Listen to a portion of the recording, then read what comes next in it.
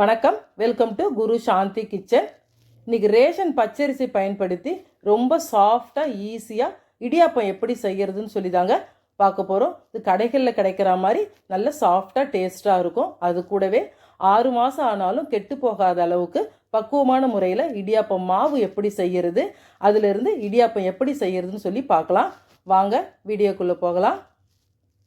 இப்போ நான் ரேஷன் பச்சரிசி எடுத்து வச்சுருக்கிறேன்.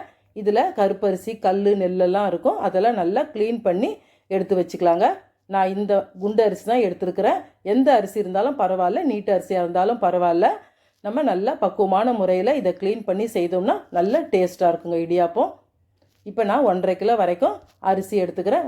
உங்களுக்கு எந்த அளவுக்கு தேவையோ அந்த அளவுக்கு அரிசி எடுத்துக்கோங்க. இது ஃபஸ்ட்டு நல்லா க்ளீன் பண்ணி சேர்த்துட்டோம்னா நம்ம வாஷ் பண்ணுறதுக்கு ரொம்ப ஈஸியாக இருக்கும். இப்போ இந்த அரிசியில் தண்ணி சேர்த்து நல்லா கையால் பிசைஞ்சு கொடுத்து 5-6 டைம் அலசி எடுத்துக்கலாங்க. நல்லா இதில் லேசாக கொஞ்சம் வாசனை வரா மாதிரி இருக்கும். அதனால் கொஞ்சம் உப்பு சேர்த்து விட்டு நல்லா பிசைஞ்சு கொடுத்து அலசி எடுத்துக்கலாம். நான் உப்பு சேர்த்தது உங்கள்கிட்ட காமிக்கலை, கொஞ்சம் உப்பு சேர்த்துக்கோங்க. பாருங்கள், இந்த அளவுக்கு நுரைச்சி இருக்குது. இந்த நுரை வராத அளவுக்கு நல்லா தெளிவாக அலசி எடுத்துக்கலாம். இப்போ இதில் நல்லா தண்ணி சேர்த்து விட்டுருங்க. தண்ணி சேர்த்துட்டு ஒரு 4-5 மணி நேரம் ஊறி வரட்டும். நல்லா ஊறி வந்தால் தான் உங்களுக்கு இடியாப்பமெல்லாம் நல்லா சாஃப்டாக இருக்கும். 5 மணி நேரம் ஊறின பிறகு இதை வடிகட்டி ஒரு துணியில் காய வச்சு எடுத்துக்கலாங்க. ஒரு சொட்டு கூட தண்ணி இல்லாத அளவுக்கு வடிகட்டி எடுத்துக்கணும். பாருங்கள், இப்போ நல்லா ஒரு துணியை விரித்து போட்டு அதில் நான் காய வச்சு எடுத்துருக்கிறேன். மாவு அரைக்கிற பதம் என்னன்னு கேட்டிங்கன்னா, இந்த மாதிரி அரிசியை பிடிச்சி விடும்போது 1-2 அரிசி கையில் ஒட்டி இருக்கணும். கொஞ்சம் கூட ஈரம் இருக்கக்கூடாது. அந்த அளவுக்கு வந்ததும் நம்ம மாவு அரைச்சி ரெடி பண்ணிக்கலாம். கொஞ்சமாக இருந்தால் வீட்லேயே மிக்சியில் அரைச்சி எடுத்துக்கோங்க. அதிகமாக இருந்தால் மிஷினில் கொடுத்து அரைச்சிக்கலாம். நான் இப்போ மிஷினில் கொடுத்து அரைச்சிட்டு காமிக்கிறேன். பாருங்கள், மாவை அரைச்சிட்டு வந்தாச்சு. மாவை ஸ்டோர் பண்ணி வைக்கிறதுக்கு 2 மெத்தடு இருக்குதுங்க. ஃபஸ்ட்டு மெத்தடு, மாவை அரைச்சிட்டு வந்தவுடனே ஒரு இட்லி பானையில் ஆவி கட்டி ஒரு 20 நிமிஷம் வேக வச்சு அதுக்கப்புறம் ஒரு 5 மணி நேரத்துக்கு வெயிலில் நல்லா காய வச்சு எடுத்து சலித்து பாக்ஸில் போட்டு மூடி வச்சுக்கலாம். இன்னொரு மெத்தடு பார்த்திங்கன்னா, இந்த மாதிரி கடாயில் நல்லா மணல் மாதிரி வறுத்து விட்டு ஆறின பிறகு சலித்து பாக்ஸில் எடுத்து வச்சுக்கலாம். ரெண்டுமே நல்லா சாஃப்டாக நல்லாயிருக்கும் இடியாப்பம். இப்போ பாருங்கள், நல்லா வறுத்து எடுத்துக்கலாம். நான் மீடியம் ஃப்ளேமில் தான் வச்சு வறுத்து எடுக்கிறேன். கொஞ்சம் கொஞ்சமாக மாவு போட்டு எடுத்துக்கோங்க. அதிகமாக இருந்ததுன்னா, கொஞ்சமாக இருந்தால் ஒரே டைமில் போட்டு வறுத்து எடுத்துக்கலாம். மாவு கிளறி கொடுக்கும்போது நமக்கு ஈஸியாக இருக்கணும் கிளறதுக்கு. அந்த அளவுக்கு வர வரைக்கும் நல்லா வறுத்து எடுத்துக்கலாம். நமக்கே தெரியும் வறுக்கும்போது டிஃப்ரெண்ட் கொஞ்சம் கொஞ்சமாக மாறி வரும். பாருங்கள், ஃபஸ்ட்டு இருந்ததை விட இப்போ நல்லா ஈஸியாக இருக்குது கிளறி கொடுக்கறதுக்கு. இந்த மாதிரி மாவை தள்ளி விடும்போது மேலேயும் கீழே ஈஸியாக போயிட்டு வருது பாருங்கள். இந்த மாதிரி வர வரைக்கும் நல்லா வறுத்து எடுத்துக்கணும்.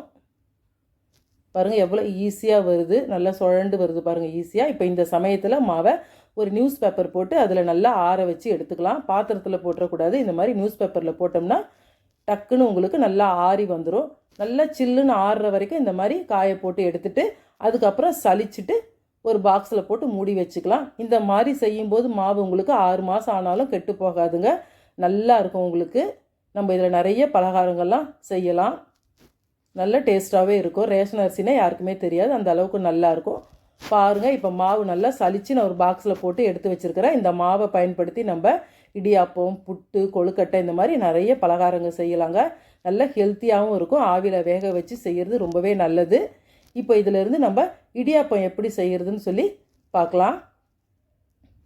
பாருங்கள், இப்போ நான் 2 கப் மாவு எடுத்துக்க போகிறேன். உங்களுக்கு எந்த அளவுக்கு தேவையோ அந்த அளவுக்கு எடுத்துக்கோங்க. ஆனால் ஏதாச்சும் ஒரு அளவு வச்சு கப்போ டம்ளரோ அந்த மாதிரி அளவு வச்சு எடுத்துட்டோம்னா தண்ணியை நம்ம சேர்க்குறதுக்கு ஈஸியாக இருக்கும். இப்போ இந்த 2 கப் மாவில் மேல் மாவுக்கு தேவையான அளவுக்கு கொஞ்சமாக உப்பு சேர்த்துக்கலாம். நான் 1 கப் மாவுக்கு 2.5 கப்புன்ற அளவுக்கு தண்ணி கொதிக்க வைக்க போகிறேன். தண்ணி கூட இருந்தால் பிரச்சனை இல்லைங்க, கம்மியாக தான் இருக்கக்கூடாது. ஒவ்வொரு அரிசியும் ஒரு அளவுக்கு தண்ணி இழுக்கும். அதனால் நம்ம கூடவே கொஞ்சம் கொதிக்க வச்சுக்கலாம். நான் 2.5 கப் அளவுக்கு ஊற்றிருக்கிறேன் ஒரு கப்புக்கு. இப்போ இந்த தண்ணியில் கொஞ்சமாக எண்ணெய் சேர்த்துக்கலாம். எண்ணெய் சேர்த்து நல்லா தலைன்னு கொதிக்க வச்சுருங்க. பாருங்கள், இந்த அளவுக்கு கொதித்த பிறகு ஆஃப் பண்ணிடலாம். இப்போ இந்த தண்ணியை நம்ம எடுத்து வச்சுருக்கிற மாவில் சேர்த்து நல்லா கிளறி கொடுத்துடலாம். எடுத்த உடனே நிறைய ஊற்றிடாதீங்க, கொஞ்சம் கொஞ்சமாக சேர்த்து கிளறி கொடுத்துக்கலாம். இந்த மாதிரி ஒரு மரக்கரண்டியை வச்சு கிளறினீங்கன்னா கைக்கு நல்ல கிரிப்பு கிடைக்கும். கிளறி கொடுக்கறதுக்கு ஈஸியாக இருக்கும். இன்னும் கொஞ்சம் தண்ணி சேர்த்து கிளறிடலாம்.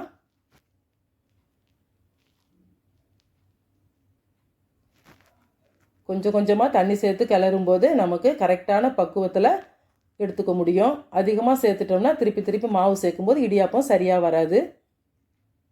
இன்னும் கொஞ்சம் தண்ணி சேர்த்துட்டு காமிக்கிறேன் பாருங்கள். பாருங்கள், இப்போ எல்லாமே நல்லா தண்ணி சேர்த்து கிளறி கொடுத்தாச்சு. இப்போ இதில் கை போட்டு பிசைய முடியாது, சூடாக இருக்குது. ஒரு 2 நிமிஷம் 2லேருந்து 3 நிமிஷம் வரைக்கும் கழித்து செய்தோம்னா உங்களுக்கு மாவு நல்லா ஆறி இருக்கும். அது வரைக்கும் ஒரு பிளேட் போட்டு மூடி வச்சுட்டு நல்லா ஆறின பிறகு கையை விட்டு பிசைஞ்சு நல்லா சாஃப்டாக்கி மாவை எடுத்து ரெடி பண்ணி வச்சுக்கலாம். பாருங்கள், நான் இந்த அளவுக்கு மாவு நல்லா பிசைஞ்சு கொடுத்து ரெடி பண்ணி எடுத்து வச்சுருக்கிறேன். இப்போ இதில் சின்ன சின்ன உருண்டைகளாக உருட்டி நம்ம ரெடியாக எடுத்து வச்சுக்கலாம். எந்த அச்சில் போட போகிறோமோ அந்த அச்சுக்கு தகுந்த அளவுக்கு மாவை உருட்டி வச்சிட்டோம்னா ஈஸியாக இருக்கும். இதெல்லாம் ஒரு டிப்ஸ் மாதிரி தாங்க. நம்ம அப்படியே வச்சு கூட எடுத்துக்கலாம். நமக்கு டக்கு டக்குன்னு வேலை நடக்கணும்னா இந்த மாதிரி ரெடி பண்ணி எடுத்து வச்சுக்கலாம். நான் ஒரு பாதி அளவுக்கு இந்த மாதிரி உருண்டை பிடிச்சி எடுத்து வச்சுக்கிறேன். இப்போ இந்த மாவை ஒரு சின்னதாக ஒரு ஈர துணியை எடுத்து அதை போட்டு மூடி வச்சிட்டோம்னா உங்களுக்கு மாவு காயாமல் இருக்கும். பச்சரிசி சீக்கிரமாக காஞ்சிரும். அதனால் இந்த மாதிரி மூடி வச்சுக்கலாம். பாருங்கள், நான் இன்றைக்கி மர அச்சு தான் எடுத்துருக்கிறேன். இந்த தட்டுலேயும் கொஞ்சம் எண்ணெய் பூசி இருக்கிறேன், அச்சுலேயும் கொஞ்சம் எண்ணெய் பூசி மாவு போட்டு நம்ம இப்போ இடியாப்பம் பிழிஞ்சிக்கலாம். மாவு ஃபுல்லாக போட்டுறாதீங்க, போட்டோம்னா நமக்கு பிழியறதுக்கு கஷ்டமாக இருக்கும். 3/4 பங்கு போட்டோம்னா பிழிஞ்சு கொடுக்க ஈஸியாக இருக்கும். பாருங்கள், சூப்பராக அருமையாக வருது இடியாப்பம். நமக்கு நல்லா விளைவிலேன்னு அழகாக இருக்குது பாருங்கள் பார்க்குறதுக்கு. இப்போ இன்னொரு இதில் ஊற்றிக்கலாம்.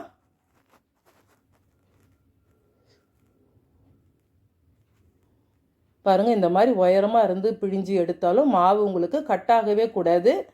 நம்மளாக கையை வச்சு கட் பண்ணும்போது தான் மாவு கட் ஆகணும். அதுதான் கரெக்டான பதம். இந்த மாதிரி செய்யும்போது உங்களுக்கு இடியாப்பம் நல்லா உதிரியாக சாஃப்டாக இருக்கும்.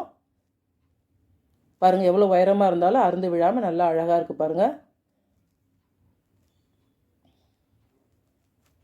அவ்வளோதான். இப்போ இந்த மாவை வேக வச்சு எடுத்துக்கலாம்.